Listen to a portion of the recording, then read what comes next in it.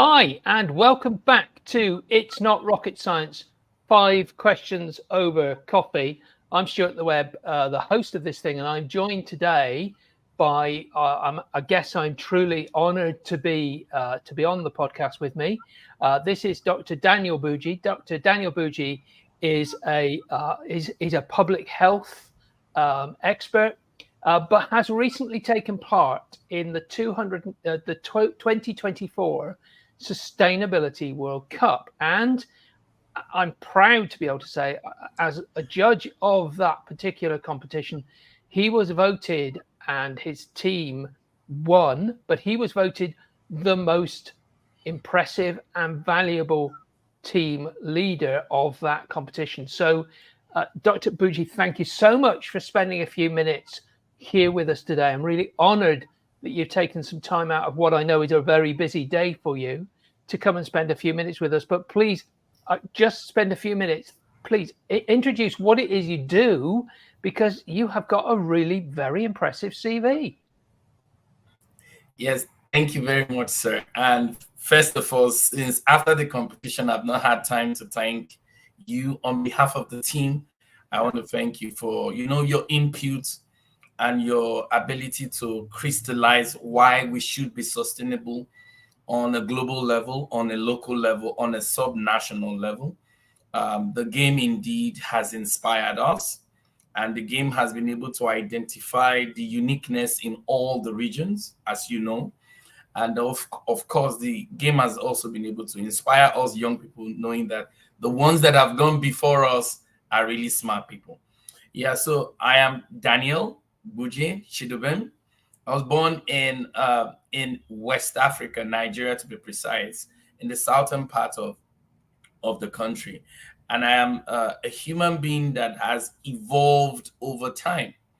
I say that with all honesty, because if you don't evolve in light of the realities of the changing time, you will just become extinct, just like the dinosaurs who felt that they were the tallest, the most massive amount of species in the world, when others were running for shelter and hiding on caves and evolving in the kinds of meals they can do and inventing. They felt they could muscle weight, and then where are they now? They are fossils. So the lesson is, I'm a child, or an African child, who has seen it all in the continent, who understand what it means to be poor, who understand what it feels like to see people being poor, who also knows that there's a better world for everyone if people tap into the better versions of themselves. I do have a health background, and that also helped me be able to articulate, what I really want in life and how I could move forward. But things got better for me when I got the opportunity to come to the United States on scholarship. I actually did come with a climate change background, a fellowship in climate change, and that really helped me. The former vice president, His Excellency Al Gore, runs an environmental-based program. Al Gore was once the vice president here in the United States. He runs an environmental-based stuff. He was looking to expand, and then he brought a lot of Africans, Asians to come to the US, to come and learn more about the changing times.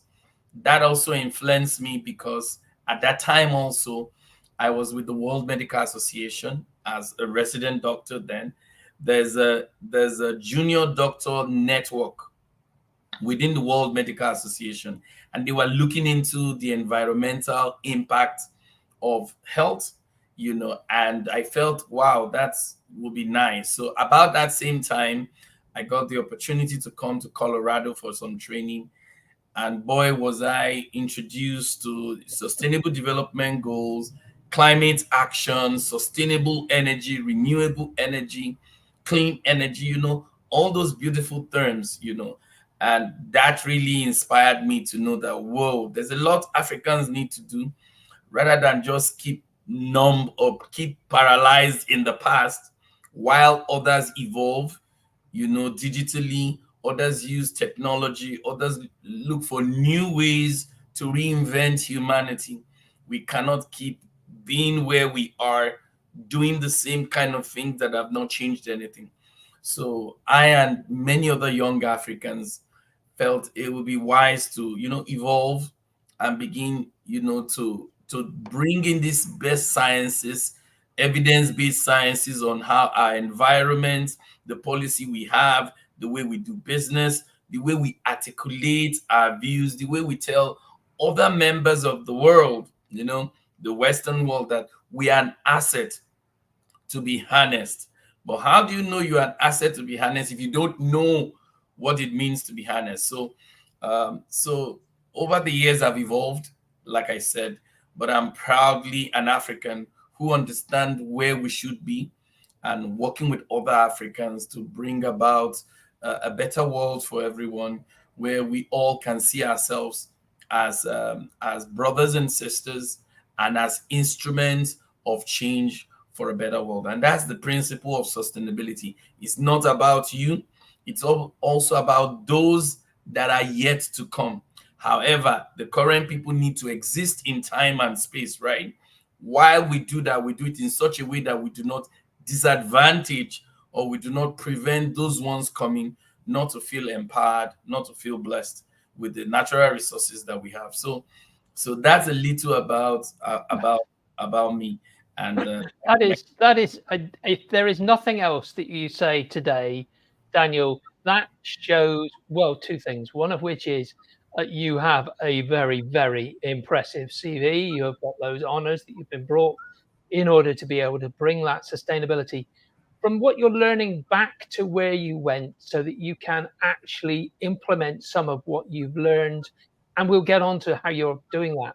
But also, I think we did at one stage on the Sustainability World Cup to talk about, if there was one thing that we could teach everybody about sustainability, it would be to think not in quarters, not in years, but in decades, because sustainability needs to be thinking about not our children, but our children's children, and the world we leave for the future. Because it is only by thinking in decades that we can actually start to see the sort of effects that we want. And I must admit, we can get quite distraught by some of what we see around us. But we have to realize that only a decade ago, this wasn't even a movement. And now it is embedded and people are aware. And it is going to be even different in another 10 years. So we need leaders like you in order to take people into that new thinking. So that was a little bit about you and how you have become the person you are. But how did you get involved in the Sustainability World Cup? What was it about it that that interested you, and how did you get involved? And tell us a little bit more about the team that you're involved with. Yes, thank you. So I feel it's just coincidence, and I totally agree with your viewpoint that you must always be thinking futuristic. You must also be thinking of the actions you take now and how it has rippling effect in the future. And that's what really happened to me. So I did set up a non-profit-based organization here in the United States shortly after my training in Colorado at the Climate Reality Project.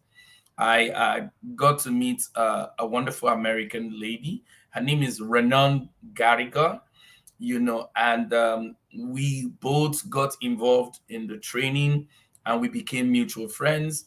And over the years, we lost contact at some point.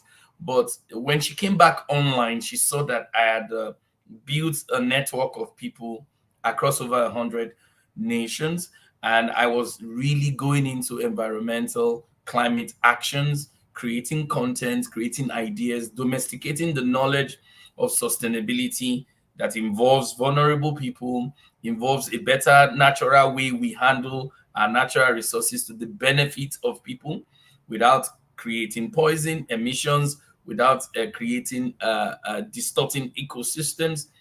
She liked the way that I was explaining, the science behind climate change, the need for us to evolve, the need for us to be more smarter in our agricultural practice, cutting down trees indiscriminately to build shopping mall, only for you to have flooding that kills thousands of people in less than 5 years. Doesn't make sense.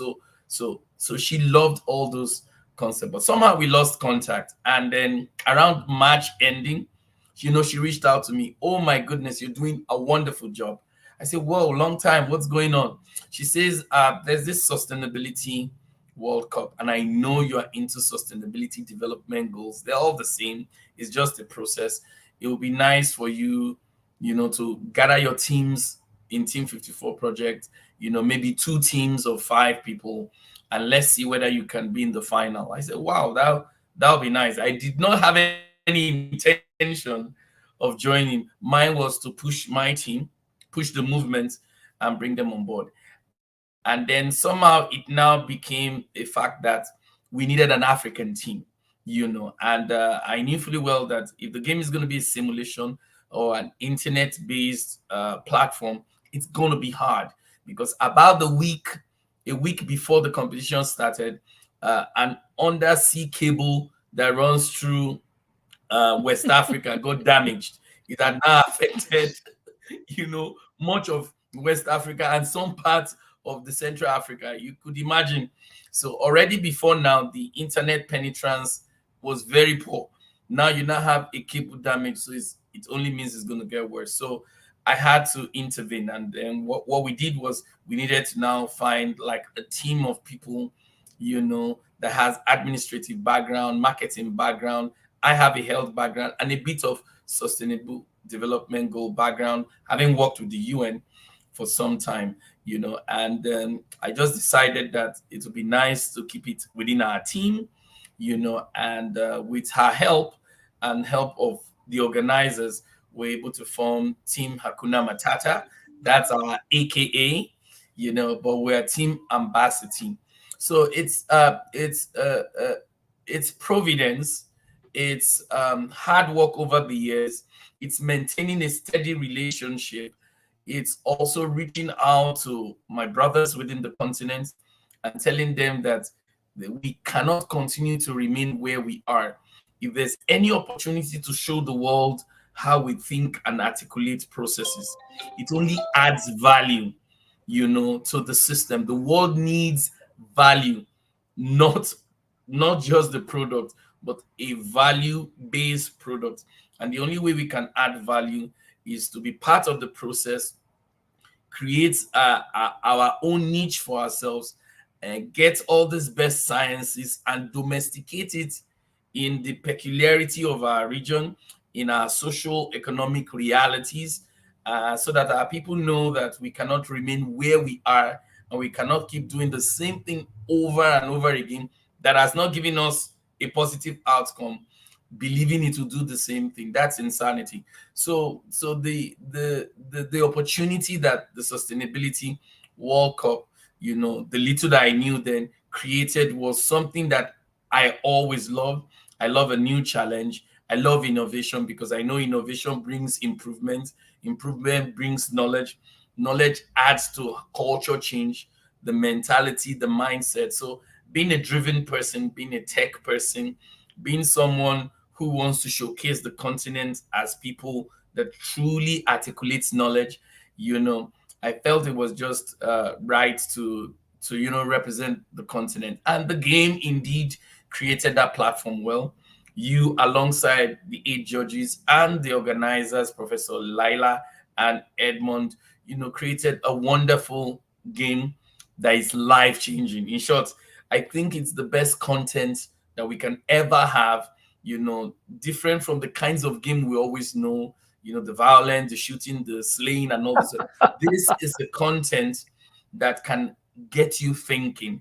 This is a content that does not create a monopolistic stuff. No disrespect to monopoly, but the idea is that the sustainability principles are all immersed in this game. It's a tool that helps you think out of the box and helps you relay the concept of sustainability in a way that you have fun, build teamwork, brainstorm with others, see the way people articulate thoughts, and then you know how to create the messaging. So our fusion in the game was just years of experience, years of building healthy relationship with environmental based people, and they reaching out to us and say, you're doing a good job, You can take this to another level, create content for the platform, inspire a new generation of people to better see what sustainability is from a gaming kind of point. So it was a match made in heaven, so to say.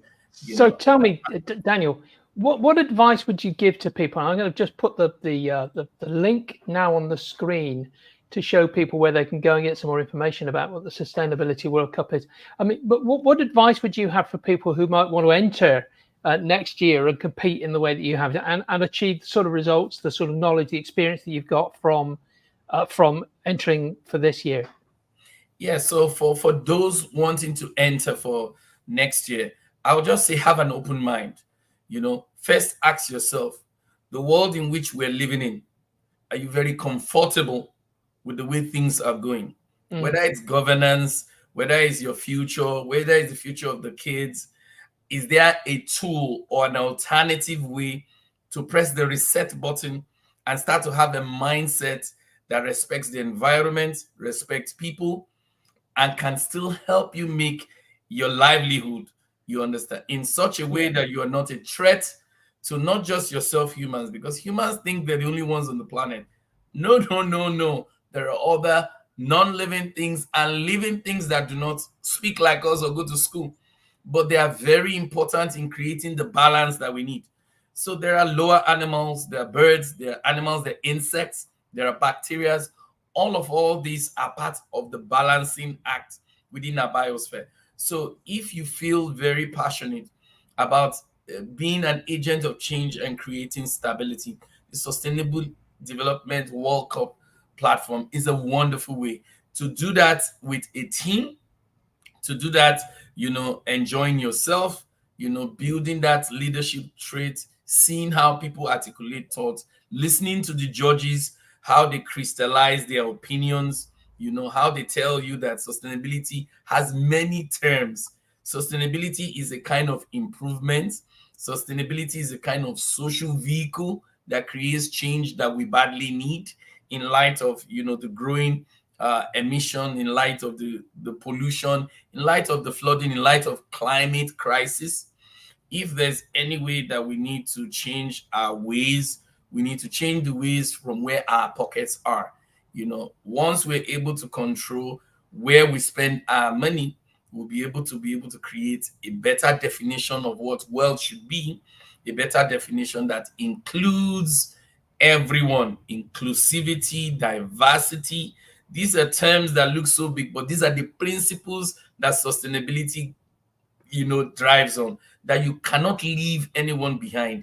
Anytime you develop or do anything, whether you create a new financial market system, a new health system, a new educational system, a new fashion system that does not include the people, that does not include respect for the environment, any system you build with no respect for the environment, for the people, for inclusion, it's not going to be sustainable. It will not stand the test of time.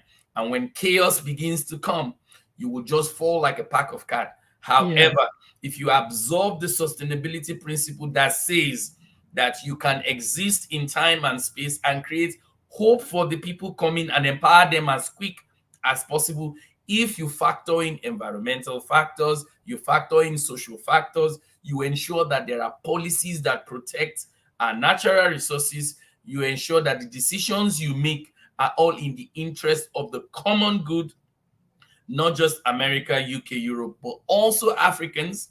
Yes. These are some of the things that the game brings to you. And the game has its own calculations. The game teaches you how to really apply, this is a financial game. So the corporate sustainability definition, how it connects with your everyday life, how you see the indices and the components that helps you grow and develop, business and even your individual life. So I will encourage you, have an open mind, be willing to learn, and listen to the instructors, listen to what they say, follow those terms: ESG, environment, social, governance, framework, or indices. What it means is the corporate way that investors use to assess companies now to know whether they are viable for investment. If you want to develop anything, your startup ideas, if it doesn't have the elements of respecting natural resources, including people, targeting vulnerable community, meeting the needs of people, protecting the environment, it's not going to stand the test of time. It will just come and go. Daniel, I mean, I think if anybody has any questions about why you were the leader and voted the best leader in this Sustainability World Cup, they've got a very good idea from what you've just said, how well you embrace it and what you've learned from it. But what are you doing with your knowledge now? What are you doing in order to take this to the next level? How are you using those experiences? You've spoken a little bit about the nonprofit, but what are you now doing with those experiences in order to take you into the next phase of your journey? Yes, thank you. What we're now doing, what I am doing along with the team, is creating awareness for the people back in the African continent.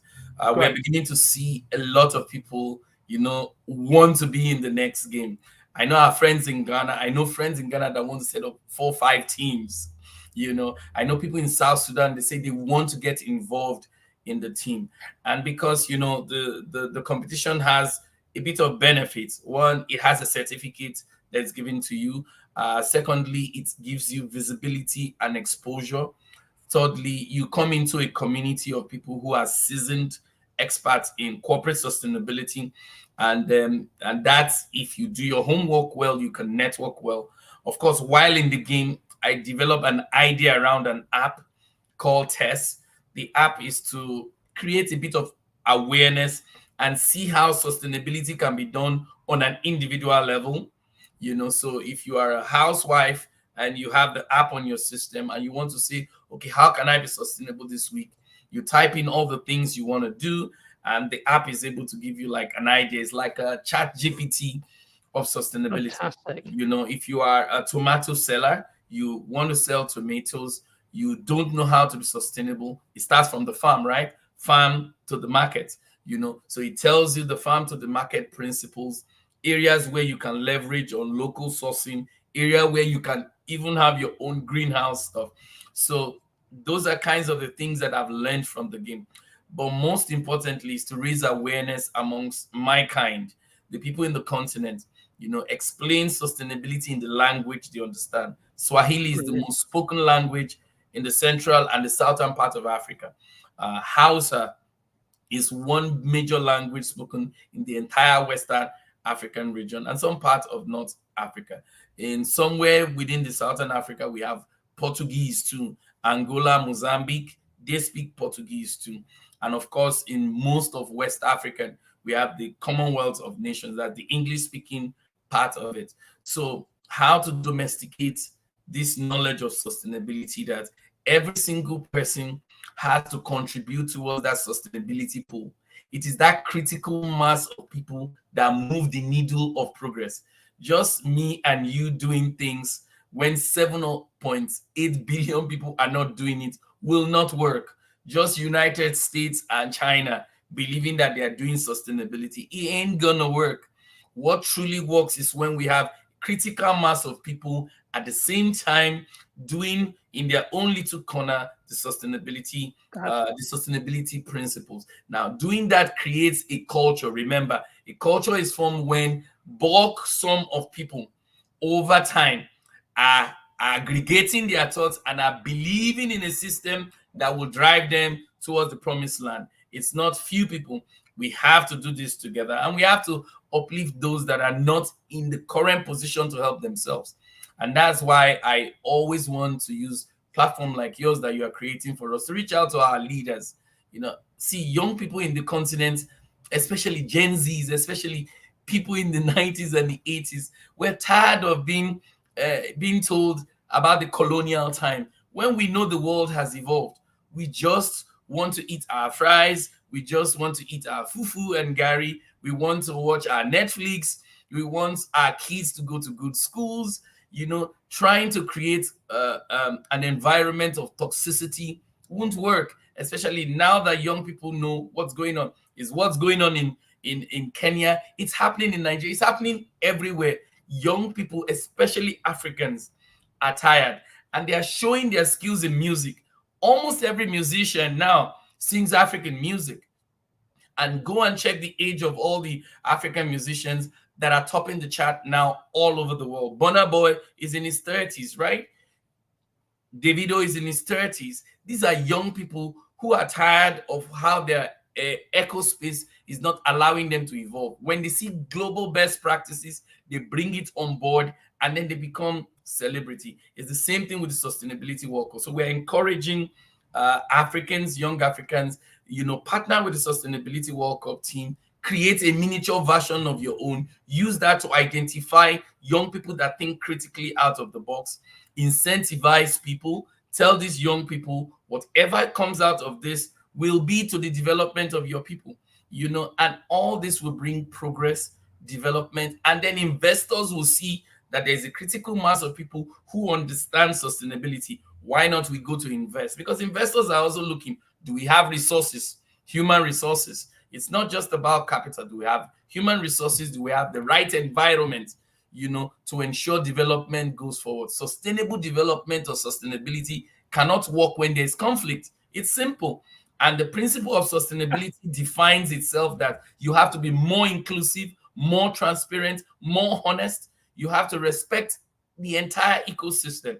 So domesticating this knowledge will be very central, and that's what I intend to do with my app. Of course, working with you and many of the judges and many of our new partners that are relating with us. I truly believe we can have an app that can translate sustainability in all the major languages in Africa and remind people that sustainability can be on a personal level, on a subnational level, on a national level, and of course on a global level. But when all these connect together, that's only when we drive the sustainable development. Brilliant. So these are some of the things we're doing. And then before I end, one of my teammates is trying to build a cubicle that is called a solar box. He wants to build it at the center of a major market. Now that solar box will have sockets all around, about 1,000 sockets within the center, so people can plug in their stuff. You can barbecue, you can cook, you can trim hair, you can refrigerate, something like that. So these are some of the things we're trying to do, eco-smart practices, pilot projects in some of this stuff, bringing in these principles we've learned within the game and the things you've taught us within the game. So those are the few things. Daniel, if there is anything I can do, I mean, what you are an impressive leader. I think we can all agree that. And I will once again, I will just put up, this is Daniel's LinkedIn profile, which you'll find on LinkedIn, obviously. If you're not following somebody as impressive as Dr. Daniel Gbujie, then go follow him now, because this man is going to go a long way, really a long way. Daniel, I just want to ask you one final question. And the question obviously is, I haven't asked you one question that you must be burning for me to ask. What is the one question that you think I should have asked that I haven't yet? Oh my goodness. Whoa, that is so good. Okay, so one question I truly feel that you should have asked me is, what drives Africans to be much resilient, in light of the things they see, in light of the things some of their leaders do? And why is it that when they move to clients or environments that are very merit-based, they always excel? So I feel that question will also go a long way. What is the answer to the question? And the answer is that the truth of the matter is that progress and development are a mixture of two worlds. Those that do not have and those that have. Now, the problem often is for those that don't have, if they're not inspired to want to have, it becomes difficult for them because they become paralyzed and they will not have, and the cycle of poverty continues. But when you have experienced not having, and you have the willpower, the I believe kind of mentality, the growth mindset, when when you observe best practices, when you see evidence-based science, when you seek knowledge and understanding, when you domesticate this knowledge and understanding with your African belief system. My African belief system tells me that we are community-driven. There is a community-based approach that brings about development. And that's the definition of sustainability. It's not a one-person thing. Now, my African belief system tells me that my brothers, my uncles, my mom, my dad, my nephews, are all part of that eco space. And I must work hard to defend, that community, that unism, that common goal, that common agenda. Now, all of those things build resilience. Remember, I'm a reflection of many things I have seen. Knowledges I've gotten in the US, experiences I've gotten in Africa, experiences I've gotten in my marriage, experiences I have seen on TV.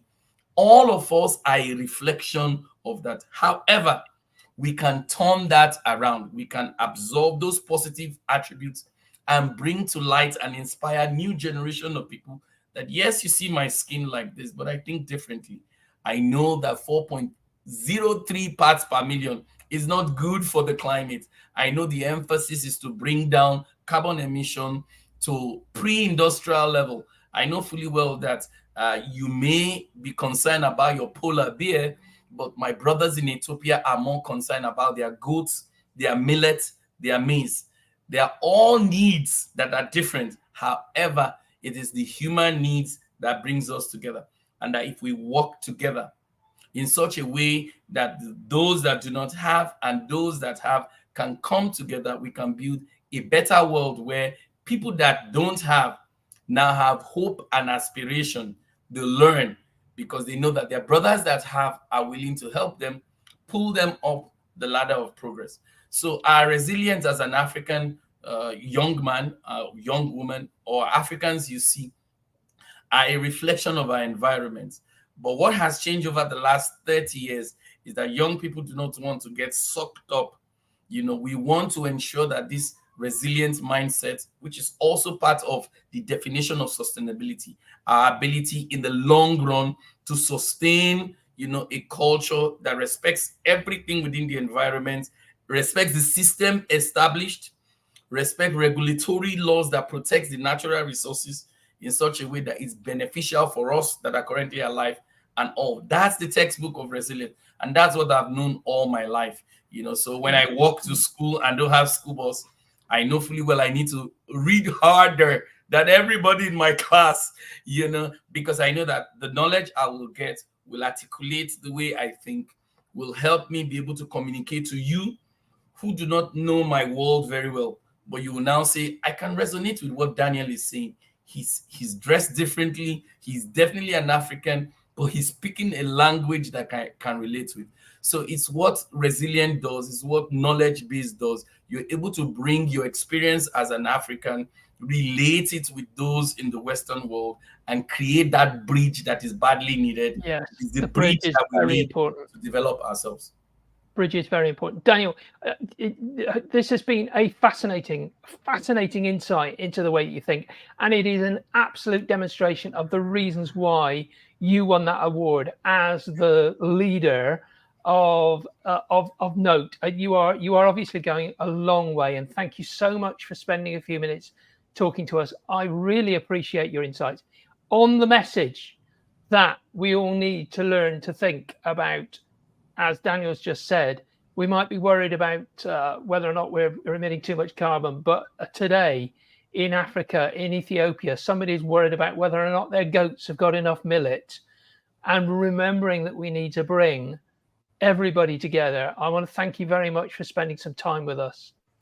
If you would like to get onto the newsletter, which will announce who we have coming up on future of these LinkedIn Lives and podcasts, please go to this link. That's link.thecompleteapproach.co.uk/newsletter. That's https://link.thecompleteapproach.co.uk/newsletter. Daniel, I can't thank you enough for spending a few minutes with us. I can't thank you enough for your contribution. And I can't do anything but wish you that you take this, learning these experiences, and continue to drive them forward into what I know you're going to make a huge success of how you take forward your sustainability goals. Thank you. Thank you so much, sir, for giving Africans like me the opportunity. This is what it means to be sustainable. This is what it means to be your brother's keeper. This is how we build community. We use our platform to uplift others, because in the long run, we are uplifting millions of more people. So I really am very appreciative. Again, I want to thank you for all the comments, for teaching the 50 of us who are participants, the 10 teams, your contribution about improvement, advancement, being realistic in real time, all those things, I've taken them to heart, and I'm looking forward to working with you, learning more. It's a learning thing. Nobody knows it all. You must continually evolve. Many people don't know that Facebook started as a campus go-to place. Now it's a marketplace. It's almost like a bank. You get paid on Facebook now. So what it means is that ideas evolve over time. It's never static. And that's the same thing with sustainability. In the long run, you have to evolve, but in such a way that you are very protective of the environment, the people, you bring everybody along in a transparent way. So I'm eternally grateful to Edmond and Professor Lisa, and I'm completely committed to 2025. I hope to see more team participation, and any way possible, whether as a mentor, whether to advise people, whether as an MC, or whether even as a TV show, because I see the Sustainability World Cup one day becoming a TV show where you'll be a judge, and then everybody will say, that's the first judge in the show. So, but the idea is that it's a wonderful opportunity. It's a good game that brings like minds together. When you leave the game, your life is never the same. What more can I say? Daniel, thank you so much for spending some time with us. Thank you, sir. Bless you.